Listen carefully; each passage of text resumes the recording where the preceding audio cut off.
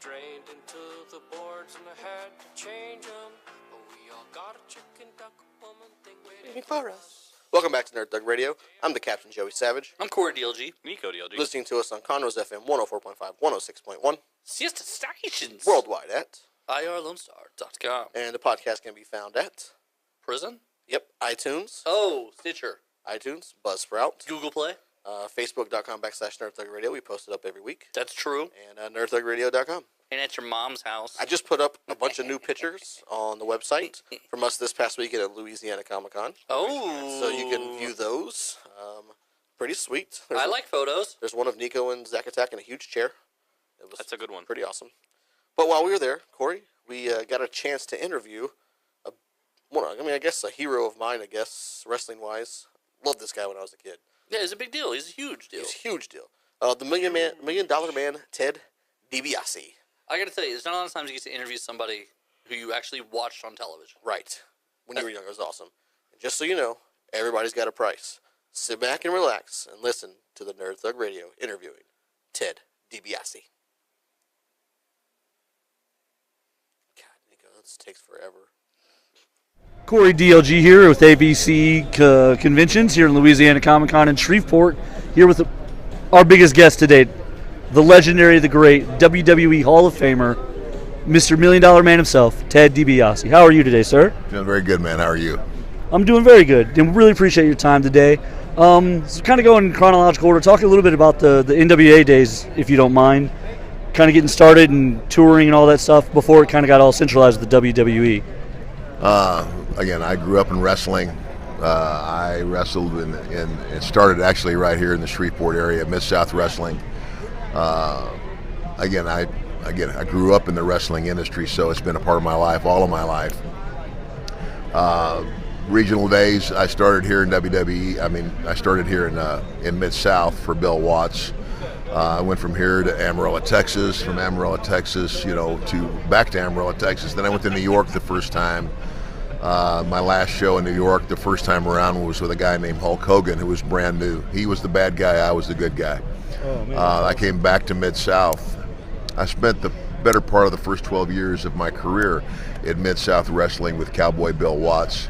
In my estimation, Bill Watts was probably one of the best wrestling promoters that I ever worked for, because he not only was a promoter, he was a wrestler, so he understands the psychology of what we do, and the storylines were unbelievable. So I learned a lot. I give Bill Watts a lot of credit for my knowledge and my early education in the wrestling business, which basically set me up to become this character, the $1 Million Man in the WWF. Vince McMahon selected me, because of the character that he saw in me, which basically was, the bully heel who talks real big, and then when somebody gets in his face, he becomes a coward, and he does everything underhandedly, and you never get tired of seeing a bully get his butt kicked. And so that was basically the essence of the $1 Million Man. And I was the $1 Million Man as a wrestler from 1987, basically to about the end of 1993. I came back to the WWF in early 1994 as a manager commentator. This is after a neck injury, and I managed and I commentated until 96, and then 97, 8, and 9, I was contracted with WCW. Probably the worst mistake of my life. Going there. Now, can I ask, why do you say that specifically, or is there something, just a bad experience? Specifically because I had no issues with the WWF,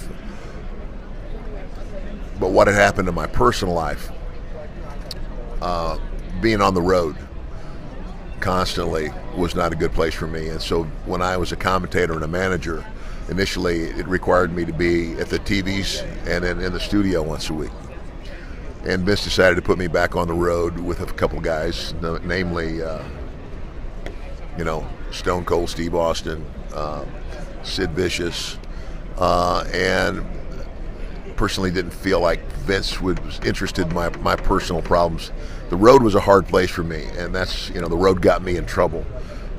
Nearly cost me on my marriage. So if you're going to quit drinking, stay out of the bar. So being on the road with a bunch of guys was not a place where I needed to be. And so when the opportunity came up to go to WCW, where I could go to the TVs every week and special events and not be required to be on the road, that's really why I left. I should have spoken with Vince about it. Hindsight. Since then, we've had that conversation. But WCW was probably the poorest run organization I ever worked for. All the stars that were in the WCW were guys that were created by Vince McMahon. And I think the only star that they could take credit for would be Bill Goldberg. Everybody else was created by Sting, Vince. right? Yeah, and Sting. Sting was a star already. Oh, okay, And as far as I was concerned, he didn't need to be made a star. But again, so what did Vince do? Vince created new stars. So anyway, my overall career in terms of wrestling as a vocation in life ended for me right at the end of my days with WCW. I've been in a ministry for 16 years that I established, a nonprofit organization called Heart of David Ministry.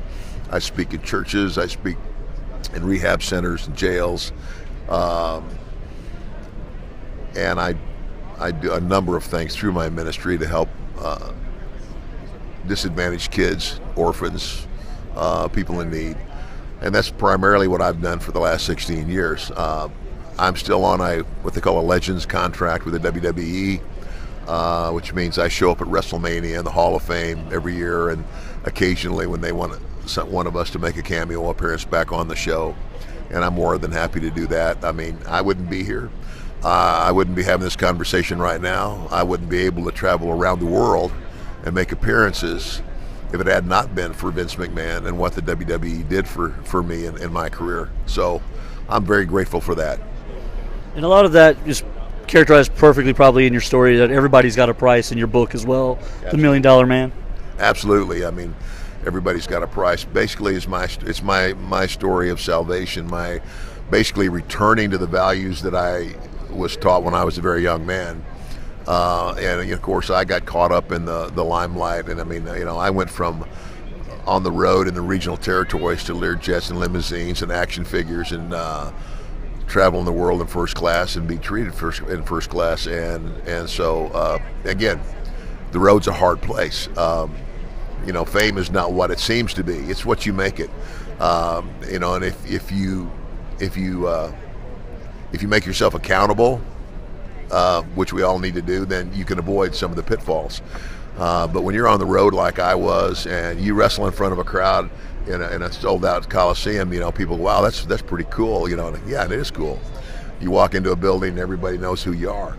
But when that show's over, you go back to an empty hotel room in a city where your family isn't, and you're looking at a TV and four walls, and that can become a very lonely place night after night after night. And that's how guys start, then you get hurt. When you get hurt in our business, well, that's an old saying in showbiz, the show must go on, especially if you're a star. So if you can at all, you want to be there. And so you take a pain pill. And sometimes those pain pills become addictive, all kinds of things. I never had an addiction like that, but I can see very easily how it happens and how it happens to a lot of guys.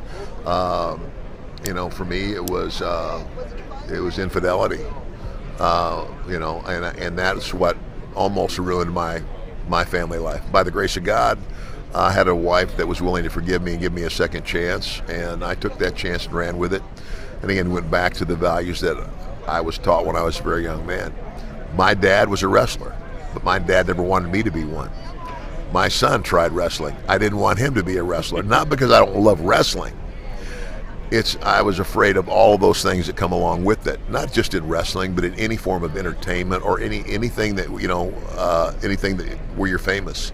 So it's a fear as a parent. But again, I'm very grateful. If I had it all to do over, I'd probably do it again, but I would have made some other choices.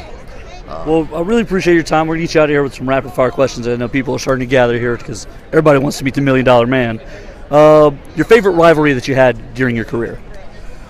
It's hard to pick one. The first one, I would say, with the Junkyard Dog, when I first turned heel, was one of my favorites. Another one here in Mid-South was with Hacksaw Jim Duggan. When I went to the WWF, the first year I was there, basically, me and Andre the Giant went all over the country and wrestled Randy Savage and Hulk Hogan and a number of characters. I had a pretty good run with Jake the Snake while I was in the WWF, and again, he's one of my favorites in terms of a guy I loved working with because he's one of the best. He made my job easy. What'd you think of his documentary on Netflix? Did you enjoy it? Did you catch it? I was in it. I was interviewed in that documentary. Yes, I'm very proud of Jake. I mean, Jake, he's a guy who's been through hell. If you've seen the documentary, then you know. And to overcome what he's overcome is, it's pretty amazing. I mean, I've known Jake since the very beginning of his career, which started here as well. And to see him pull out of it like he did, it was great. Very proud of him. Thank you very much for your time today, Mr. DiBiase. We appreciate it as always. The DVD, everybody's got a price. The book, The Story of the $1 Million Man, the coolest belt in all of wrestling. Make sure to check out his website. We're going to have that posted on some YouTube clips for you and put it on the Facebook for you as well. Ladies and gentlemen, Ted DiBiase, the $1 Million Man. Thank you very much, sir. Thank you. Would you mind saying